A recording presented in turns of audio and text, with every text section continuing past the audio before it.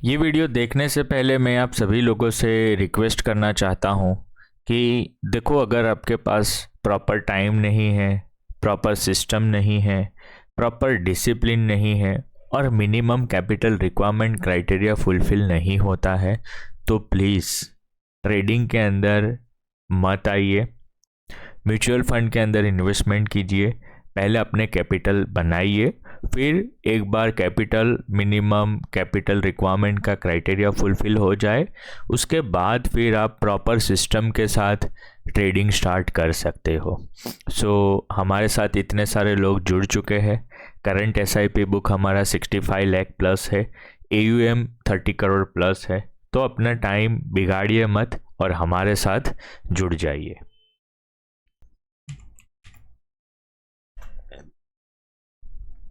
और सबसे पहले फंडामेंटल्स की अगर हम बात करते हैं तो 41,000 करोड़ के मार्केट कैप वाली कंपनी है, राइट। बुक वैल्यू है 53, प्राइस टू बुक है 9.82। बहुत ही महंगा लग रहा है आप लोगों को, मुझे पता है, राइट। कमेंट में ज़रूर से आप लोग लिख के बताइएगा।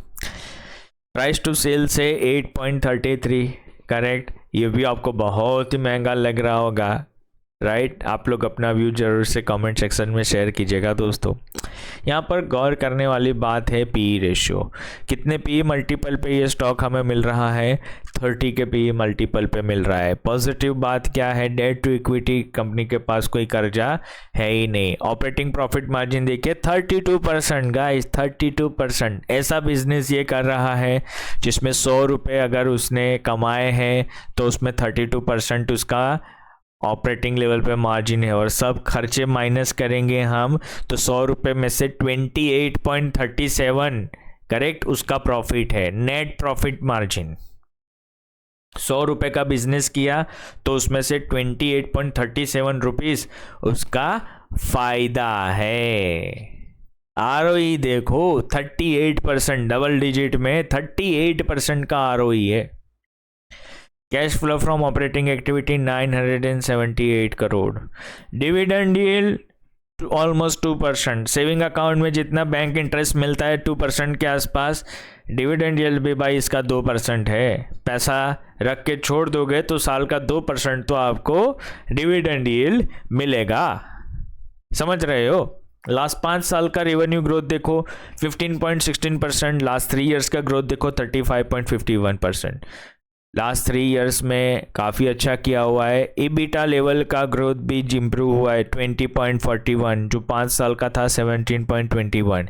इवन पैट ग्रोथ भी इम्प्रूव हुआ है लास्ट 3 ईयर्स में, देखो 25-26% का पैट ग्रोथ है और 5 साल का आप देखो तो 20% का पैट ग्रोथ है। तो लास्ट 3 ईयर्स में कंपनी ने काफ़ी अच्छा किया हुआ है। करंट पी मल्टीपल क्या है? 30 के आसपास का पी मल्टीपल है।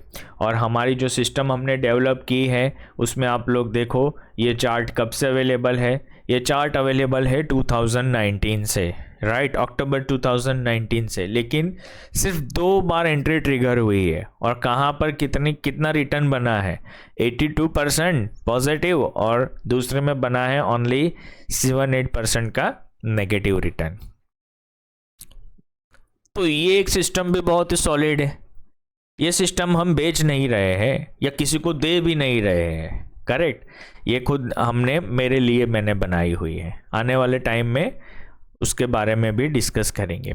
अब देखो चार्ट्स की अगर मैं बात करता हूँ तो ट्रेंड नेगेटिव है। MIT के ऊपर, WIT के ऊपर भी ट्रेंड नेगेटिव है, तो ट्रेंड तो पॉजिटिव है नहीं। मंथली के ऊपर अच्छे बाइंग लेवल्स कहाँ पर है? अच्छे बाइंग लेवल्स तो 407 के आसपास है।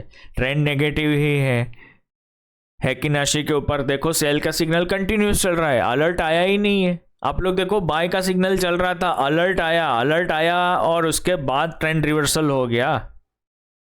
देखो सिंस 2019 अक्टूबर 19 एक भी अलर्ट का सिग्नल नहीं था।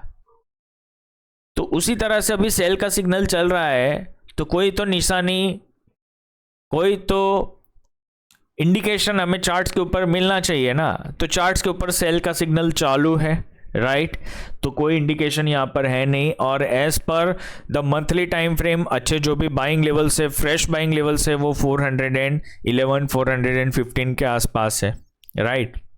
वहाँ से फिर continuous level over level over level है, राइट। वीकली टाइम फ्रेम पे क्या स्ट्रक्चर बना हुआ है या ये हम देखते हैं। तो वीकली टाइम फ्रेम पे यहाँ पर एक जो फ्रेश बाइंग स्ट्रक्चर ही बना हुआ था वो वहाँ पर ही स्टॉक्स आया हुआ है 537 से लेके 505 तो 540 से 505 तो वहाँ पर ही बीच में यह स्टॉक अभी घूम रहा है। और सेलिंग स्ट्रक्चर तो काफ़ी दूर है 700 रुपये के आसपास, तो ये भी एक अच्छा अपॉर्चुनिटी है। और दूसरा यहाँ पर लेवल ओवर लेवल यहाँ पर भी है 497 से लेके 450, करेक्ट। तो ये दो रीजन में से भी स्टॉक्स घूम सकता है। बट अगेन हेकिनाशी के ऊपर अगर हम देखें तो देखो अलर्ट के साइन आए लेकिन ट्रेंड रिवर्सल हमें देखने को नहीं मिला। लॉन्ग शॉर्ट एग्जिट अभी यहाँ पर देखने को मिला ही नहीं है। यहाँ पर भी अलर्ट का सिग्नल आया लेकिन और तेजी से स्टॉक के अंदर पिटाई हो गई और वॉल्यूम से गिरावट हो गई यहाँ पर।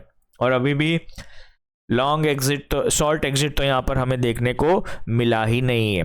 तो वेट एंड वॉच करना चाहिए, यहाँ पर प्राइस एक्शन देखना चाहिए। ये वाले जो रीजन है 537 से लेके 451 का जो रीजन है वो आपके लिए इम्पोर्टेंट रीजन है, इम्पोर्टेंट लेवल्स है, वहाँ से ट्रेंड रिवर्सल हो सकता है।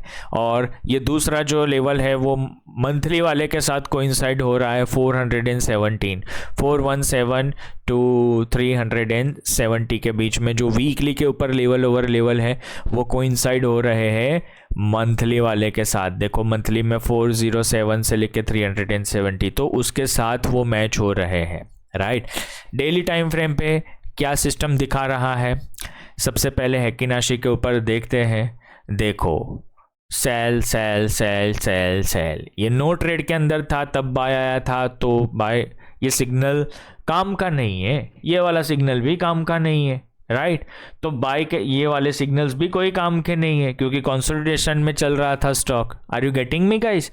सो आप लोग लॉजिकली देखिए जुलाई 2025 के बाद कभी कोई वैलिड बाय के सिग्नल्स आए ही नहीं है। अगर ऐसी बढ़िया सिस्टम आपके पास भी हो तो कोई एक्सपर्ट के पास पूछने की क्या ज़रूरत है, हमें कोई ज़रूरत नहीं है। रिसेंटली भी देखो सेल के सिग्नल ही आ रहे हैं, राइट। तो as per the daily time frame यहाँ पर अगर हम देखें अभी नया फ्रेश बाइंग स्ट्रक्चर फॉर्म हुआ था लेकिन सामने सेलिंग स्ट्रक्चर भी था, तो देखो वापस में लड़ाई हो गई और प्राइस अभी थोड़ा डाउनसाइड यहाँ पर दिखाई दे रहा है।